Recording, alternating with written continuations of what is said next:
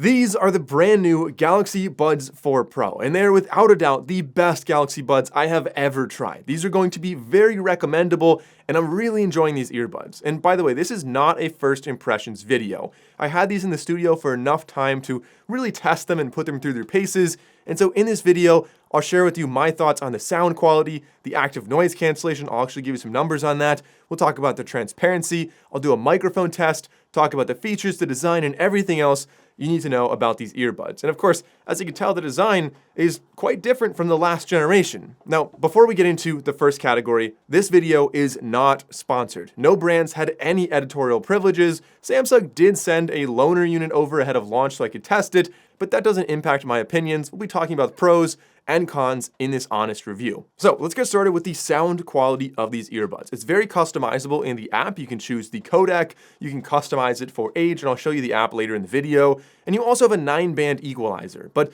the earbuds themselves, again, have dual drivers, so woofer and tweeter. We have 24-bit audio with 96 kilohertz if you're using the Samsung codec that, again, you can use with Samsung phones. But the woofer is now 20% larger, or has a 20% larger effective area, and that gives us a better control of the bass while still having very powerful and very deep lows. We have a slightly larger planar tweeter as well for more detailed highs and just kind of better clarity on the sound in general. I'm actually kind of the litmus test before talking about my full experience of listening is I tend to listen to these at a lower volume, which is kind of just an indication that they sound good. I don't need to turn the volume up to look for instruments that are eclipsed by other frequencies. So that's a very positive first impression of these earbuds. But after listening for a while, you'll notice you have a fairly wide soundstage, a pleasant balance, decent clarity, and they're not too muddy or bloated like so many other earbuds are. And while these are not excessively bassy by default, the dual driver architecture definitely presents a very powerful and capable bass that, if you wanted to, could definitely rattle your head if you crank it up in the EQ. Like I said, very capable drivers, and if you really push the bass, it still stays punchy and tight and controlled at even high levels. And the EQ is surprisingly good with a 9-band custom EQ or 6 presets that all generally sound quite good. You don't have a lot of distortion or anything really going wrong with the EQ there. To me, it sounds like, I only had a really subtle adjustment here. I felt like it could use a little tiny boost in the lower mids around like 300 to 500 hertz. And aside from boosting the lower mids, I also turned down the highs very slightly. For my own personal taste, they can be a little bit harsh. Maybe that's just a personal preference there, but otherwise, cymbals are not too sibilant. I think compared to the previous generation, that is definitely an improvement. Guitar riffs are full and rich. We have a nice instrument separation here. Overall, I'm quite impressed by the sound quality of the Galaxy Buds 4 Pro. And really my only complaints with the sound quality are that they can be a little bit harsh, as I mentioned, and I would like to see a little bit more detail in the high end of these. Now, I'm excited to talk about the ANC and the microphone and some really big changes Samsung made in the features, but I think we need to kind of rewind and talk about the design here. The case looks drastically different and much more in line with a lot of the other Galaxy Buds in that kind of square case. And I'm actually kind of happy Samsung returned to this style. It sits open on your desk much more easily. You don't have that awkward like leaning at an angle thing, and you can still see the earbuds very well in the front of the case. On the back, you have USB Type-C charging. We have a button that is a little bit easier to press versus the one on the previous generation, and we have wireless charging on the bottom. The earbuds themselves, well, actually the whole thing comes in 3 different colors. You've got black, you've got white, and there is a kind of secret hidden online exclusive colorway. All these linked down below, by the way. If you want to check out the latest prices, it'll all be down there. But there's an online one that's like a pink gold, basically a rose gold essentially, which actually looks pretty neat. The earbuds themselves, the stems are here to stay. Like it or not, it allows Samsung to optimize the fit, battery, maybe aesthetic if you want to count it as that, the connection, the microphone, and there's other reasons as well that they're keeping this blade design here. So the blade design seems to have won out, at least in Samsung's opinion.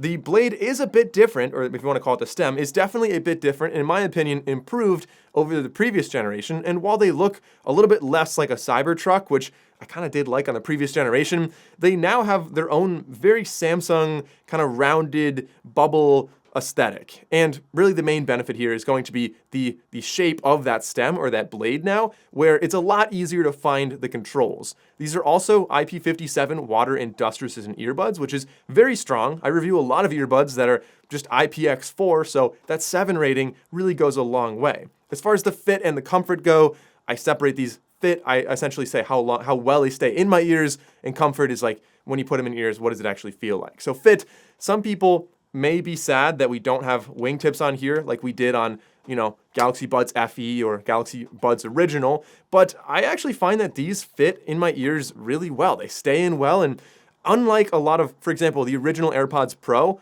always fell out of my left ear, and a lot of other earbuds do, but these, I don't have that problem. They stay in quite well on both my ears. I could do workouts with these. The geometry is really pretty optimal, at least for my ears. Everybody has different ears, but they seem to not have any issues for me. As far as sleeping with these go, they're not going to be great for side sleepers. I don't think any earbuds are really going to be, but they're surprisingly decent, especially if you have a soft pillow or if you like sleep on your arm or something.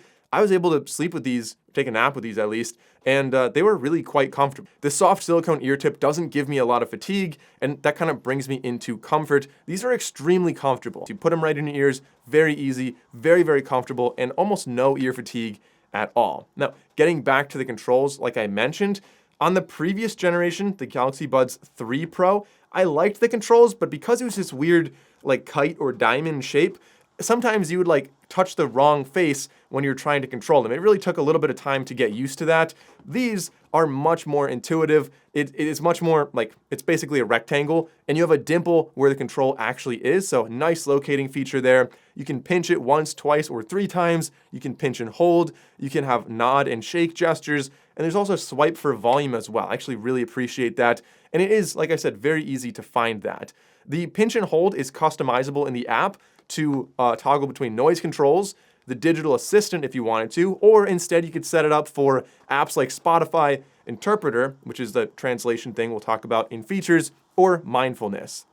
We also have voice commands on here, so you can summon Bixby or Google Assistant quite easily. And I guess that kind of gets me into the features. Probably the easiest way to show you this is just to open up the app, which, by the way, on a Samsung phone, you're not going to have an app for these. It's just baked right into your settings. You go to settings, you can see right there, Mike's Galaxy Buds 4 Pro. Very easy. If you have another Android phone, Pixel or whatever, you'll have the app, and it's going to be really similar, but Samsung does have a few extra features they reserve for themselves. So in the app, you can see we've got the battery level on the top. We can toggle between ambient sound, active noise cancellation, and adaptive, and I'm excited to get into those tests in just a second. Below that, we have the detect option. So essentially, do you want to turn on transparency whenever it hears a siren or a voice, for example? That's a very useful feature depending on where you are. We can customize earbud controls, as I mentioned before. We have voice controls, like I said, so you can set this up with Google Digital Assistant, so Google Assistant / Gemini.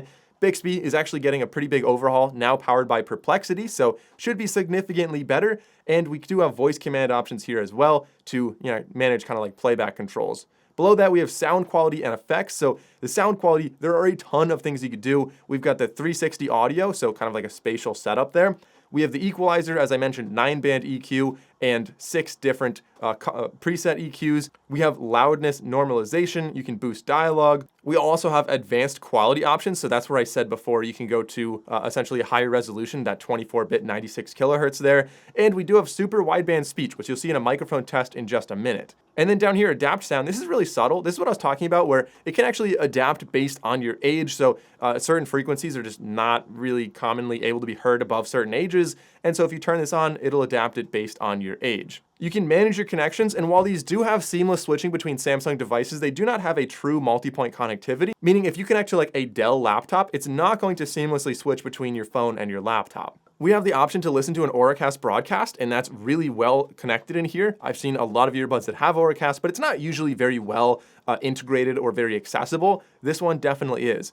Find My Earbuds lets you play a sound, but they're now kind of findable when they're in the case. Without the case, they're just going to chirp. When they're in the case, your phone is going to search for it nearby. And of course, we have the translation feature. So I mentioned that before. If you pinch and hold the right earbud, so I'll do it right now, it's going to open up just the Interpreter app. So if you have a Samsung phone, you can already check out this app and see essentially how it works. And there's 2 main settings that you can use here. One is going to be conversation mode, which would be like if you are in a taxi and the taxi driver's talking to you.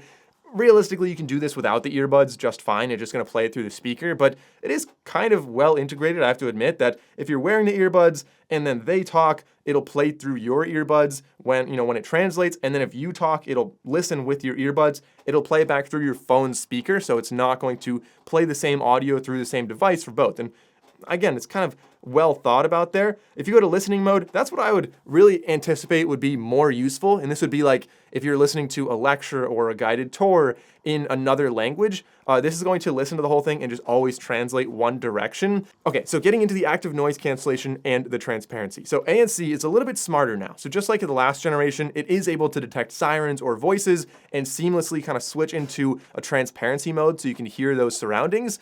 But if you just toggle that off, it doesn't matter either way. It is still smarter in identifying what level of ANC it should actually be using. So in the previous generation, adaptive ANC 1.0 is what they called it, was very algorithmic. It would essentially just detect, is this like on a plane, is this outside? Like it's going to detect a couple bins of sounds and work based on that. This is adaptive ANC 2.0, which should be like real-time kind of AI-based analysis and should really adapt to more situations than 1.0. But just talking about full-blown ANC, let's just say you don't have adaptive, you don't do anything, you just turn it on ANC full blast. How powerful is it? Well, I played the sound of a jet, set distance away, turn the volume up until the earbuds are no longer really able to block it out. And for reference, a lot of earbuds I test are in like the 50 to 55 decibels. A lot of the really good ones are like 55 to 60, and the absolute best in the industry, there's only 3 in that category really. Those are like 62 to 67 decibels. They're definitely the outlier, not the norm. These were getting 59 decibels. So very, very high, but not in the same like 3 leading the entire industry. So if Sony, Bose, and AirPods Pro 3 are leading the pack, these are not far behind, although definitely observably just one notch below their level. As far as high voices go, another test I did, because low droning sounds are generally what ANC is quite good at, but higher frequencies are equally as important in my opinion. People talking, things like that. These are able to block about 47 decibels, which is approximately on par with the AirPods Pro 3 and a lot of other earbuds out there. So I think that was quite impressive. In a quiet environment, do these have any white noise? Is there any static or hissing or anything? Well, you do hear some very faint, only if you really listen for it and you don't have music playing. You can hear some very faint ANC sounds, and it does worsen very slightly as the volume increases, but I mean, you really have to be looking for it and you have to not be playing music. So for example, if I'm sitting at my desk and there's traffic outside and the road's wet, traffic's a little bit louder then, it's not totally silent in the earbuds. It's close, but it's not a pure silence. There are 5 levels of the ANC, which is excellent. You can adapt it to exactly what you want, or you could go to adaptive mode, which is also pretty neat. Personally, I just like maximum ANC most of the time, but there's other modes for other people. And then of course we have ambient sound mode. This is incredibly natural sounding. Wearing these, I'll do it right now. Wearing these and talking with them, my voice sounds so natural. I can hear all frequencies, like you could watch TV with these, and it's very easy to forget that they are in your ears. It's adjustable to 5 different levels, and although the levels are very subtly different, it's nice you can tailor it to exactly the volume you want. I usually leave it at the highest volume. It's not too loud, and you really don't have basically any white noise at all. If I sit quietly and I really listen closely, there's a slight like static sound, a slight like hissing, but it's relatively minimal in my opinion. You can also tell where sounds are coming from, so this feels, like I said, quite natural. I actually think this is one of the better ambient sound modes I've tested. And speaking of that, that's probably related to, in large part, the microphones on these earbuds as well as the processing. Okay, so let's get into a microphone test. These are the Galaxy Buds 4 Pro indoors in a studio environment. From my testing before filming this, I noticed that they sounded quite natural, and that's for 2 reasons. One, first of all, they're obviously not compressing the sound a lot. A lot of other earbuds really, really compress the sound when you're on phone calls, even if you're in a quiet environment like this, and that tends to end up with a really weird, unnatural sound. You can use them obviously on phone calls, but also like Samsung wants you to be able to film videos using these as a microphone with your phone if you go into Pro Video mode. So you have spatial audio with them. As things move around you while you're recording, it's going to record that in like a 360 audio kind of setup. And the second thing I was going to talk about with this is that the microphones are now 16 kilohertz instead of 8 kilohertz. So significant improvement there that should improve the more difficult sounds like the very sibilant kind of letters like S's and things like that. So let me know how this sounds. We'll go outside and I'll record with Pro Video mode so you can hear the surroundings and see what that sounds like. And then we'll also do a phone call as well. All right, so here is a microphone test in front of a fairly busy road. It's not really that windy out right now, but I'm using the camera app, the Pro Video mode on the Galaxy S25 Ultra. synced up with these. I have the setting toggle to have higher resolution, so hopefully this should sound pretty good. But what is it actually doing with the background sound in a video like this?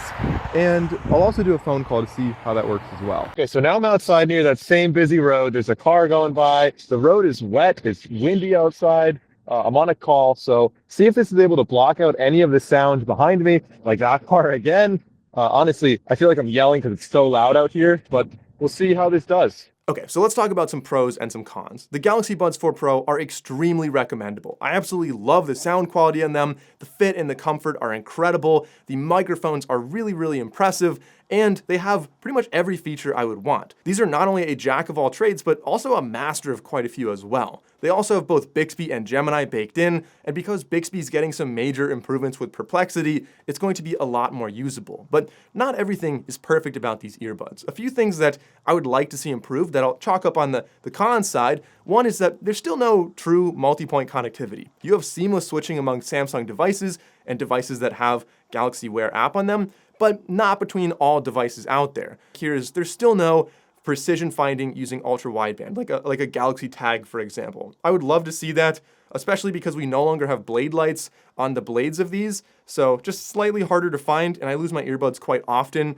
so that would be nice to see. But otherwise, like I said, there's not much to dislike about these earbuds. These are very, very impressive, and I'm excited to compare these to some other earbuds. Let me know in the comments below what I should compare these to. And by the way, Samsung's also launching another pair of earbuds, the Galaxy Buds 4 Regular. They're an open pair of earbuds, and I'll make a video about those in the future. If you want to see that, be sure to subscribe to my channel.